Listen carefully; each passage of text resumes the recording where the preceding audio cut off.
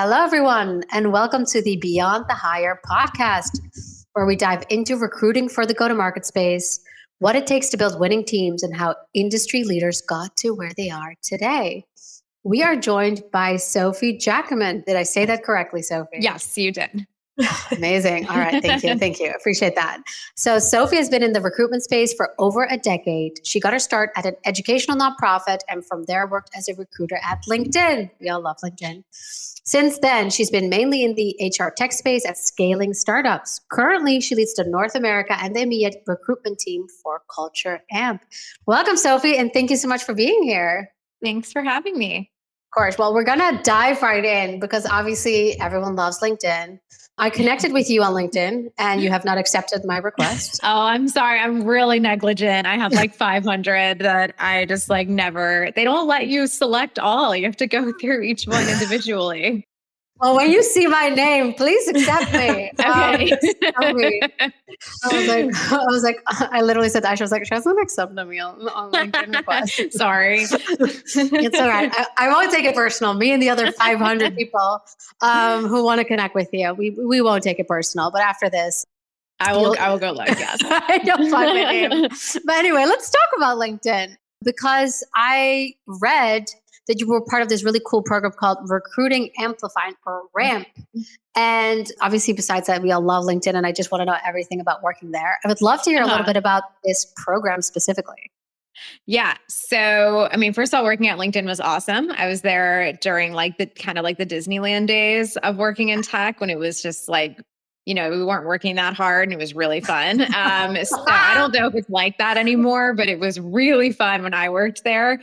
But the Recruiting Amplified or RAMP program was a brand new program that the VP of Talent, Brendan Brown, was launching, really with the idea that no one goes to school to be a recruiter. There is no actual professional background for recruiting. And if you ask most recruiters, they'll say that they just sort of fell into it or it found them one way or the other. No one really pursues recruiting for whatever reason. And so he was like, why don't we launch this apprenticeship program and specifically look for people that would probably be overlooked? So basically have absolutely no experience in recruiting and then really looking at backgrounds of people like moms returning from the workforce, veterans, people who were working in government and wanted to transition into tech, really all over the place. And so myself and another recruiter were the two that were asked to find the talent for this program. And it was really fun because, I went from a nonprofit to LinkedIn. So it felt really good to be like, oh, I get to introduce this company and recruiting to people who would normally not be able to get their foot in the door. And it was an awesome event. We ended up actually creating an event for the recruiting day where we brought in, I think 30 different candidates for maybe 16 positions. Maybe it was fewer than that. And they got to spend the whole day at LinkedIn. We planned all these activities, planned lunch, meet and greets, round robin interview style. And we ended up hiring a cohort of rampers. And they spent 6 months learning how to be a recruiter at LinkedIn and getting paired with other recruiters. So I actually had a ramper aligned to me and helped her get up to speed. And at the end of the program, there were full-time roles available for some of them, and some of them are still there, and others have gone on to have really successful recruiting careers elsewhere. So it was really awesome. I loved being part of it. It was such an awesome program. And when I think about career highlights, that's always the one that comes to mind. That's amazing. How did you find this talent then if they weren't traditional candidates?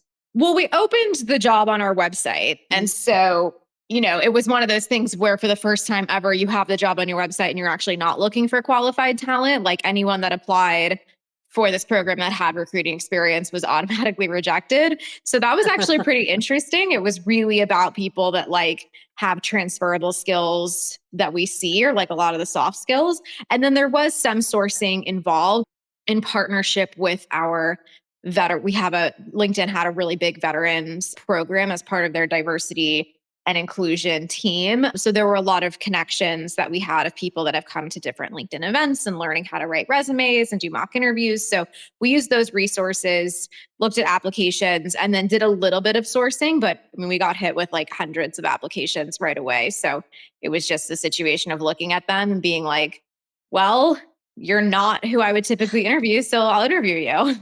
I love that it's the complete opposite now of like you have to have every single qualification that you see on the job spec. Yeah. And this it was the complete opposite. And it's actually Yep. interesting because obviously at Bets, most of our company's recruiters. We have a lot of recruiters. And we've actually found that some of the best recruiters are former teachers. I don't know if you know that, because it's interesting. You said, there's no one goes to school for this specifically. But yeah, we found that the profile of teacher, someone's very patient, good with people, well-spoken. Yeah. They are amazing recruiters. I can definitely see that. Yeah. I mean, I've seen even parents, like just people that know how to negotiate, like parents with their kids. There's no book on how to learn how to be a recruiter. So yeah, I think that it's really just about like where you get your energy from and how you like to work with people. But yeah, so it was an awesome program. I loved being part of it. And I hope that they haven't brought it back, mainly because, the demand for recruiters has increasingly declined. But I hope that they are able to bring it back one day because it was really amazing. So how did you end up working in recruitment? So I am one of the more unusual ones. I didn't know I wanted to be a recruiter, but my mom actually was a recruiter for 30 years. So she had her own firm in the biotech headhunting space. So I was more familiar with what recruiting was than most people. But my first job that I had out of college was in consulting, and I absolutely hated it. Consulting is just really open-ended.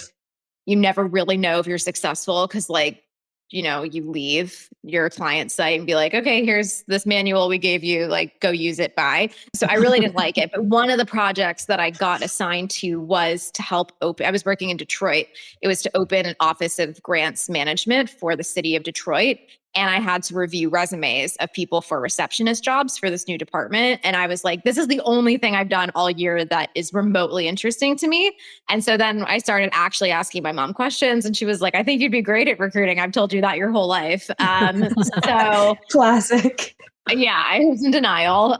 But I got really, really lucky because I ended up getting a job as a full cycle recruiter with no experience, which I don't know of a lot of people where that's happened, but it was at this nonprofit called Education Superhighway, where, for starters, their budget was really low. So they couldn't really get anybody with experience. Yeah. But I think also they really understood that it was a job that can be learned as you go. So yeah, they hired me with 1 year of consulting and 0 years of recruiting. And I ended up staying for almost 3 years and I loved it.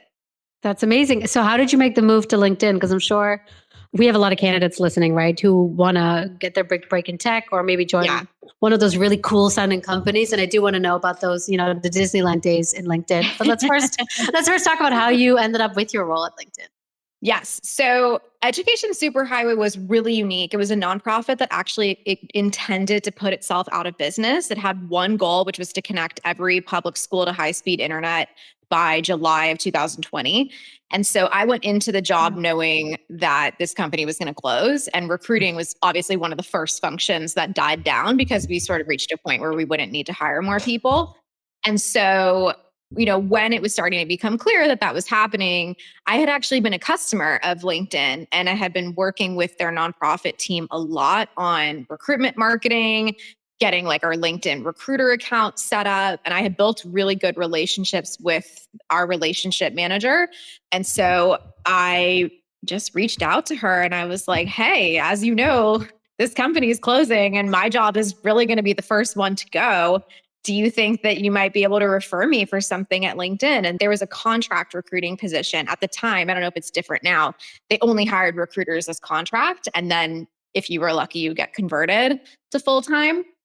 And she was like, yeah, there's actually a contract role available on the recruiting for recruiters team, and I'll refer you. And so I got referred and got really lucky. I would say that that is definitely a way to stand out, is using your network. Yeah. Always use your network. Mm-hmm. Always look to see if someone can, help scoot your resume to the top. But that is what happened for me.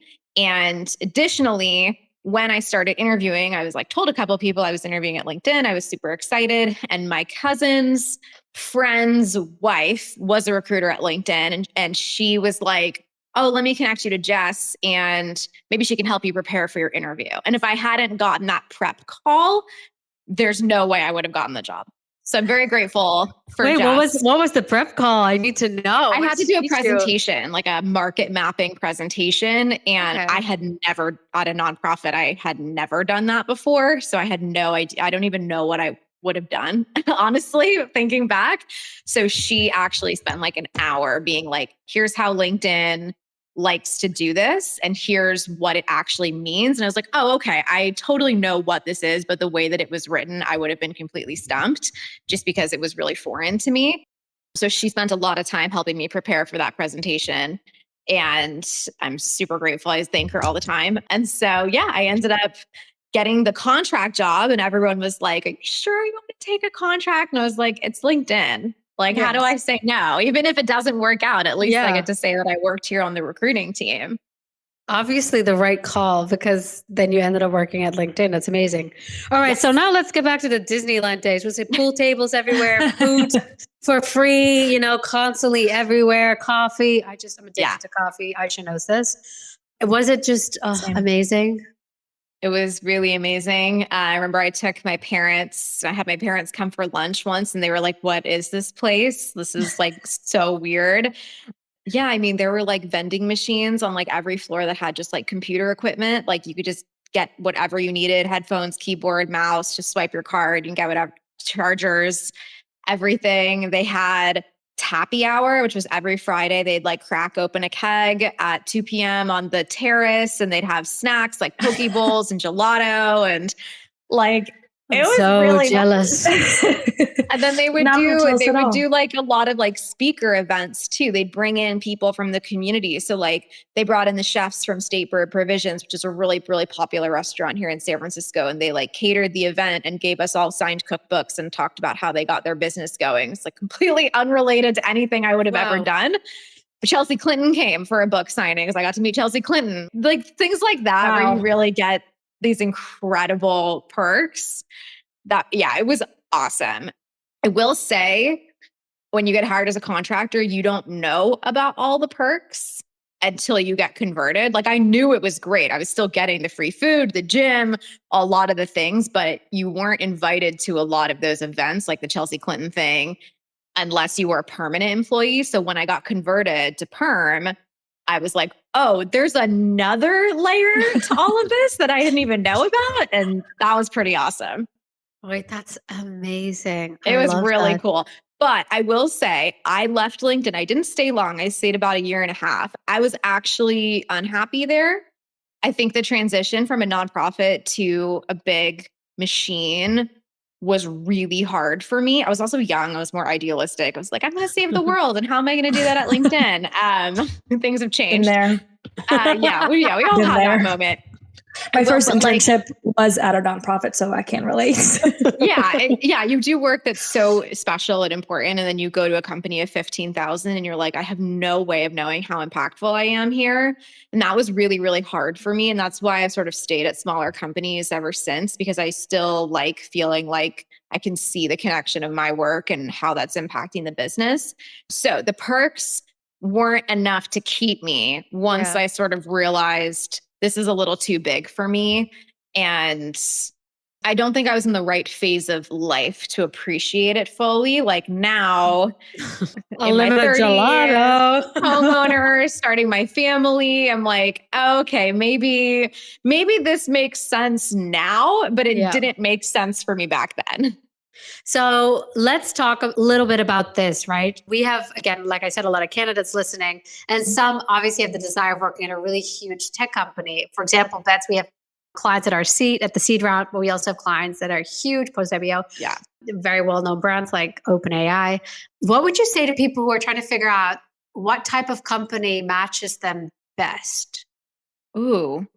So I think it's about knowing, like, honestly, more than anything, like your day-to-day and your team culture. Because I know for myself, I really chased ed tech for a long time because I'd started an educational nonprofit. Then I wasn't happy at LinkedIn. Then I went to Handshake, which is ed tech. And then I went to Springboard, which is ed tech. And I thought that like, if I'm doing mission driven work adjacent to education, then that's going to feel really good for me. And what I actually learned in coming to Culture Amp is that, at least for me as a recruiter, I don't actually touch the product and I don't meet with customers. So like, I'm not really a part of that end experience. And so it's not to say that the product and the mission shouldn't be important to me, but it's actually like, how do I spend my time? Who do I talk to? What's my team like? That actually mattered a lot more. And that's how I found the right fit at Culture Amp of like, I'd been in HR tech at LinkedIn, and Handshake is also HR tech, but I was like, I actually care more about the leadership on this team. I care more about the kind of candidates that I'm going to get to recruit, the kinds of conversations I'm going to have, the amount of investment my team gets from the business, like how much funding do we get for resources, for SaaS products, things like that. So I actually think that that is a little more important because people sometimes are really drawn to these names like Google or LinkedIn or OpenAI. And it's like, you might get the job at that dream company and be really unhappy because at the end of the day, it's a business that exists to make money. And so if you don't really like what your day-to-day is, it doesn't matter how cool the product is. It doesn't matter how sexy the company is. So I actually think that's the most important thing. Yeah, and I think you've also made a really good point about what phase of life you are in, because it's actually funny because I would almost think of it opposite of what you just said. I think when I was younger, I probably would have enjoyed a big company that had pool tables and free ice cream. Whereas now I'm in my 30s, I have 2 children. I have to go home and feed them dinner. I have to do all these things. So although maybe the benefits at a huge company might be nice, but I wouldn't be able to take advantage of all these happy hours and things because, that's not where my priorities are at the moment. I love my job, but I also have people at home who need me to, put them to bed because they're young. Yeah, the phase of life is definitely really important and that changes. And there could be periods of time where the mission is the most important thing. And you're like, I'm doing work that is so incredible and changing the world. But like, and it's okay that maybe I'm underpaid and it's okay that I'm working 14 hours a day. And then later you might be like, that's actually, like later you might reach a point where like, I can't actually do this anymore. And like, I would rather have a job where like maybe the product is a little less flashy, but I close my computer at 5 and that's more important to me. It is really, really interesting that everyone figures out what works best for them. So as someone who works in the recruitment space and hiring lots of amazing candidates, I believe in the time you've been at Culture Amp, and I'd love to hear a little bit more about Culture Amp. Yeah. You guys hired over 300 people in your time there. That's a lot of people. It's fluctuated. Yes. I think we were about 750 when I joined. Now we're about 950. So yes, there has been some growth. There also was a reduction in force because everyone had a reduction in force at some point in the last 3 years. So, a lot of the work we did, we had to do again. Speaking of culture, that one did definitely hurt. I think every team's culture were like, womp womp. Everyone had a hard 2022, I would say. Like no one really came out of that feeling great. But yes, I have been there for a good amount of growth. We do have a goal to get to 1,000 employees by the end of this year. So we're hoping to continue growing and, reaching that marker. But yeah, I've been here. I started as a senior recruiter, then moved into lead, and then now I manage the North America and EMEA team. So can you explain to us, for people that don't know, a little bit about what Culture Amp does? Yes. Culture Amp is an HR technology solution. So it's the main customer is an HR department or people team. And there are 3 main ways you can use Culture Amp. There's performance, engagement, and people analytics. So performance is the performance management process. So tools that allow you to run the performance review process. However your company does it, you can customize the tool, but we have a lot of best practices and it makes the process really seamless and easy to operate for an HR team. There's also the engagement side, which is sort of our bread and butter, that's survey technology. So many of you might have taken a Culture Amp survey at one point, which is all about measuring employee engagement. This was a huge thing during the pandemic when people went to working from home, making sure how do you keep your workforce happy and engaged. And it's all really backed in a lot of science. So we have a huge in-house people science team of industrial organizational psychologists that help us actually build the questions and make sure that we're asking science-based questions, but then also working directly with customers to really help them interpret the results and get the most out of what they're learning about their workforce. Sometimes it's not as simple as giving everyone raises. Sometimes that doesn't actually solve a systemic problem with the team. And although nice. Although nice, sometimes there are other things that are at play that are causing people to feel dissatisfied with their jobs, and you need to address those issues. So our team will provide a lot of counsel on that. And then our newest is people analytics. So we actually acquired a company called Agnostic not too long ago. Now it's called People Analytics. And this is a tool that really lays over all of your HR systems and allows teams to understand overall headcount, attrition risks, growth potential, people that are being maybe a little bit ignored in the performance process, or people that are having great success. So it really allows HR leaders to dial in, and for TA teams to also use more predictive analytics and understand like where are we going to see some peaks in hiring and where are things going to slow. And it's really integrated with your whole HR suite. So those are the three main things that we do. So for any people leaders listening, if that sounded really interesting, I know Sophie said she's not client facing, but she will take your call. I'm happy to make intros and, see if I can get a commission out of this. So yeah, feel free to reach out. But we have over 6,000 customers all over the world. Our headquarters are in Australia. We're used by, lots of companies. We're pretty much industry agnostic. So any business can use Culture Amp, whether it's like manufacturing or consumer packaged goods up to high tech. So pretty much any company can benefit from understanding their workforce. There's really no downside of that. So would you say that because you guys are Culture Amp, your culture is incredible?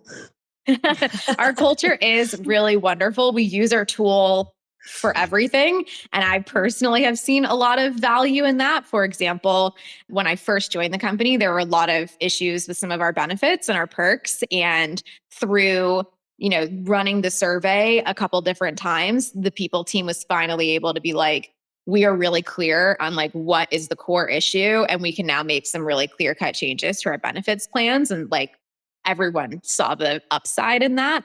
So that was really great.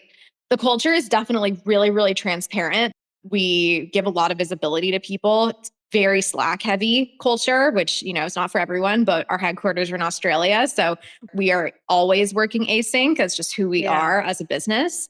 Very like worldly, very engaged. I would say that we definitely attract a lot of like do good type people because our mission is to create a better world of work. And that resonates with a lot of people.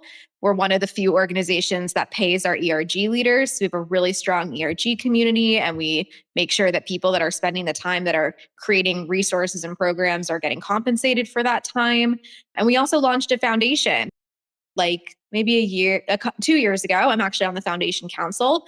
So we are able to give back to businesses that are trying to get up and running with grants and also provide discounts to people in the nonprofit space. So it's been really great. I love working there. But for me, the recruiting culture specifically was what spoke to me. So that's why I've been there for 3 years. Is like there's lots of ups and downs in every industry, but the recruiting culture is definitely for me. That sounds really good. And so you guys have hired hundreds of people. You obviously being responsible for a few of those. What are some like no-nos, like hiring no-nos, or even like candidate no-nos, or like things you see candidates do that you're immediately like red flag, that's not the right fit for us? Ooh, that's a really good question. I mean, the first one that comes to mind is if you happen to write a cover letter, which you are never required to do at Culture Amp, but most companies don't require, always put the right name of the company in your cover letter. Like that's like one where like, I'm like, every now and again, I'll be like, oh, maybe like I'm a little on the fence about this resume. Let me go look at their cover letter because they submitted one. And then they'll say like, I'm excited about this job at Intuit. And I'm like, okay, no, so like just take that moment to proofread it and make sure that your cover letter is for the right job. Ooh, that's amazing. I love that. So, people make mistakes, but don't give anyone that opportunity to reject you over it. So that's like the first one that comes to mind.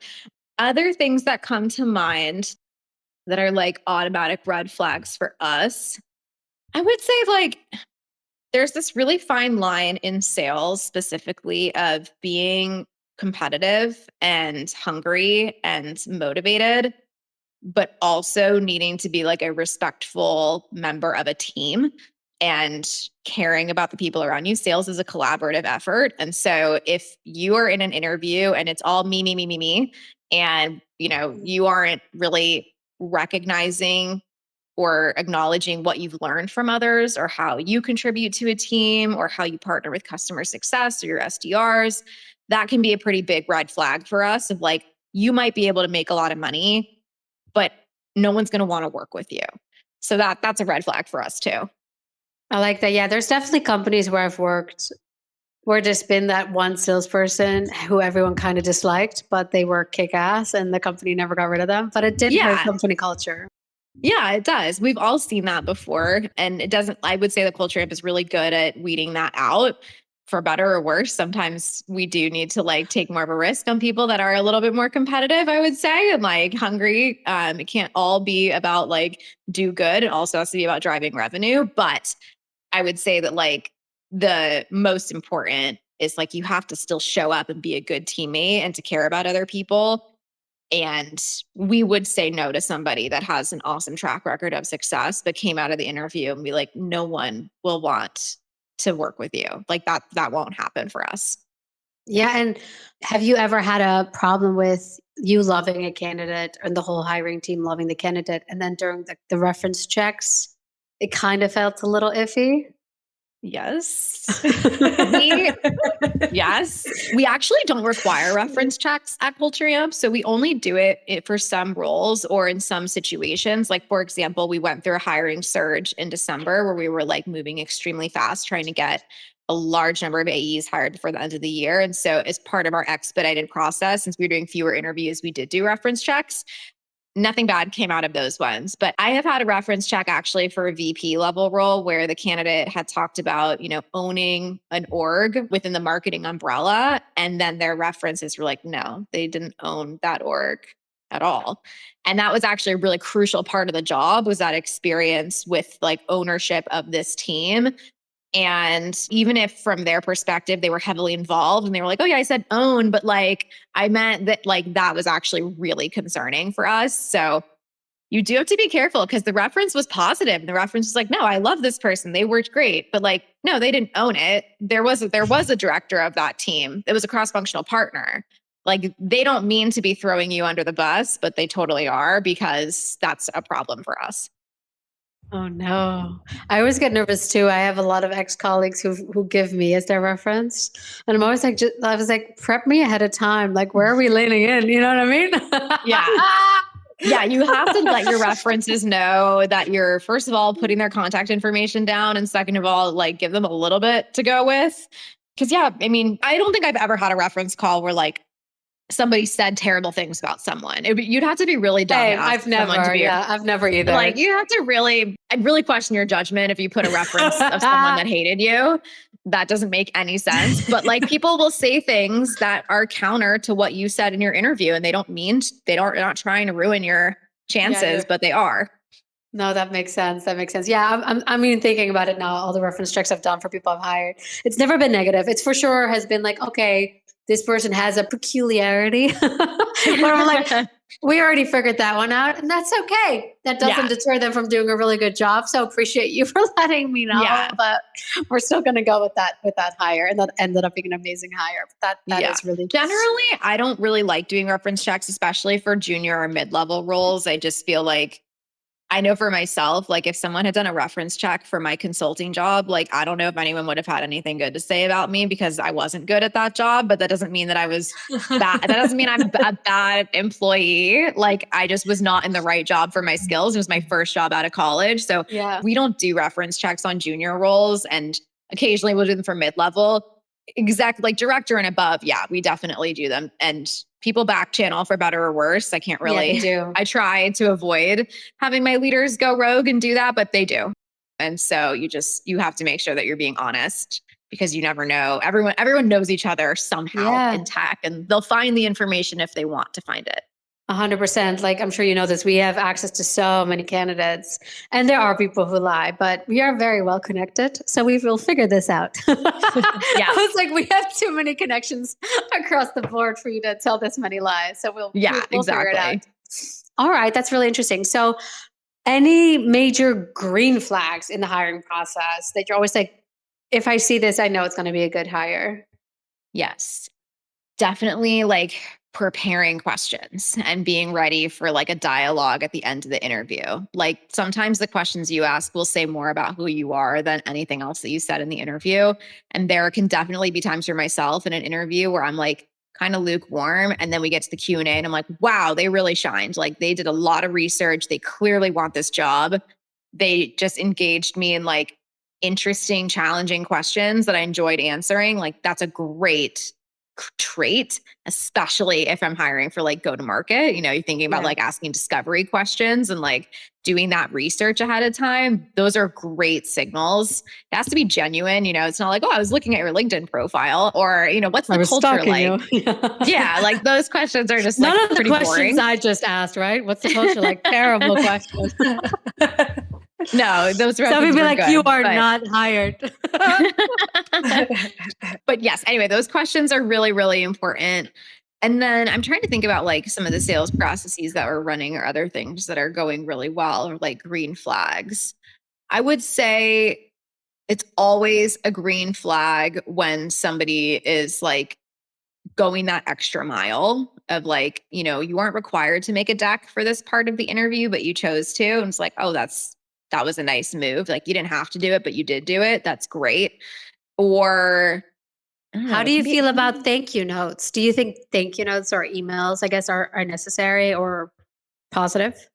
I never think it hurts. Like there's never a downside. It's not going to maybe tip the scales if you did a bad job in your interview, but I don't think it hurts. And I think if you send them, if you're not able to contact your interviewers, but to send it to the recruiter and be like, can you pass this note along, and like write out like a note for each person. I get that a lot where like, instead of them trying to find emails or asking me for emails, everyone, they'll be like, hey, like I put this note together. Can you send it? I always will.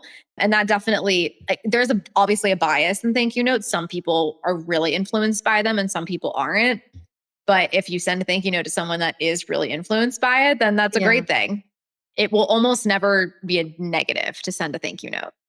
Would your recommendation be to do it? Yeah, I think it's a good thing to do. I think also at the right timing. You don't need to do it for every stage of the interview, especially if you're meeting with the same people a couple of different times. But I would say that like for that team interview, like, or a presentation or final interview, especially where like you're spending a lot of time and they're spending a lot of time with you, it's a great thing to do. I don't know that recruiters themselves are particularly influenced by it. Like you don't need, if you want to send a thank you note to a recruiter, you can, but it probably won't make much of a difference. But I would definitely spend time on that for like your later stage interviews. Yeah, I think that makes sense. Ayse, have you ever sent a thank you note? Every single time. Except for when you hired me the second time. So in case you don't know this, Ayse and I worked together at our previous company. And then when I was hired at Bets, that's why she's like, I didn't send you a thank you note. When I was hired at Bets, I was like, well, I got to bring on Ayse for the marketing team because she's amazing. So that was kind of a very easy process for her to get through. So no, I understand that didn't warrant a thank you note. It was more of a, hey, Ayse, do you want to please work with me at Bets? And she goes, I guess. Basically. So I definitely didn't think I needed to send a thank you note there, but every other time, yeah, definitely. That's so funny. So let's talk a little bit, we don't have that much time left, about hiring strategies, because again, you guys have a lot of hires to make and not that much time, and you have big goals.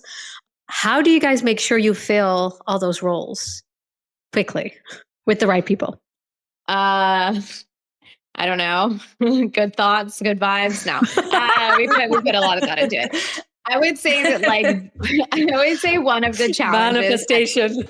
Yeah, we just are manifesting and like hoping for the best. I would say one of the things that startups in particular really suffer from is lack of forethought because we're so consumed in the present. So this is not a culture specific thing. This is every startup I've worked at where, it's like they open a role and you go to your kickoff with the hiring manager and they're like, I needed someone in this seat 3 weeks ago. So like, what are we going to do to get this role filled within the next 2 weeks? And it's like, well, that's not how it works. Like, we can't do that. But that's like totally a symptom of the company that you're at. And like, just, everyone's running so fast that sometimes it's hard to plan ahead. Yeah. So some of the things that we do to make sure that we're able to hit this goal is, first of all, like in that kickoff, we do understand the timeline of the hiring manager and we set expectations. So if someone's saying I need this filled in 2 weeks, then we basically will lay out the visual of like, here's how long it actually takes to hire somebody. Like 2 weeks is someone's notice period. Like it's just never going to happen. And so you have to be able to set that expectation accordingly of like, here's everything I can do to make this as fast as possible, but you need to know what's actually possible and what's not. And that's super, super important. And then some of the things that we do, we obviously open our job on our website and we do, I know not every company looks at applications, we do. They're a great source of hire for us. So our referrals. So we look at all the applications. We will close it down once we get like 100 applications because like it's a lot of time to get through. Yeah. But then some of the other initiatives that we will do, just depending on the difficulty or urgency, is like we'll do team sourcing jams. So if things are just like we're struggling to get top of funnel, everyone will get their heads together, share a role scope, and we'll all source together and build a project so that a recruiter has, 100 candidates that they can do outreach to. That's really helpful. We'll leverage leaders to be posting on LinkedIn, write a little blurb for them, be like, hey, can you post on your LinkedIn so that we can really take advantage of your network? And then we also create structured interview processes. So this is super important. We don't want hiring managers going rogue and saying like, yeah, it's a 3-step process. And then they start talking to candidates. They're like, okay, wait, I actually want them to meet that person. And I want them to meet that person. It's the same process for every candidate. That's what's fair and equitable and also ensures that we can move really quickly. For us, we don't recommend any process that's more than 4 stages. So it's like recruiter screen, hiring manager screen, and then 1 to 2 team interviews or team and then a final or presentation or something. Anything beyond that, especially for anything below VP, is excessive. So those are some of the ways that we're able to ensure that we're able to hit a goal. Then there are extenuating circumstances like what happened to us in December where we were told like the Monday after Thanksgiving that they wanted 20 AEs in seat by the end of December. And I was like, well, that's just not going to happen. Like, who's going to do that? And so yeah, exactly. It's me. And so, first I reset expectations of like, this won't happen. Yeah. We can shoot for 10, but like 20 won't happen. So we compromised on 10 and I still was like it's the end of year. People are trying to close their quota. Like, how am I going to do this? So we did bring in bets for support with the top of funnel effort because there was just no way that my team was already at full capacity. Like I couldn't just have them drop all of their other searches and only focus on AE. So sometimes you need to look outside for help. That's actually a good one to get to my next question. When do you think it's time for internal teams to reach out and ask for help? Is it just when you have those crazy targets? Oh, that's a good question. I mean, Bets is the only company I know of that has this model of like the unlimited AEs for a year, which is awesome.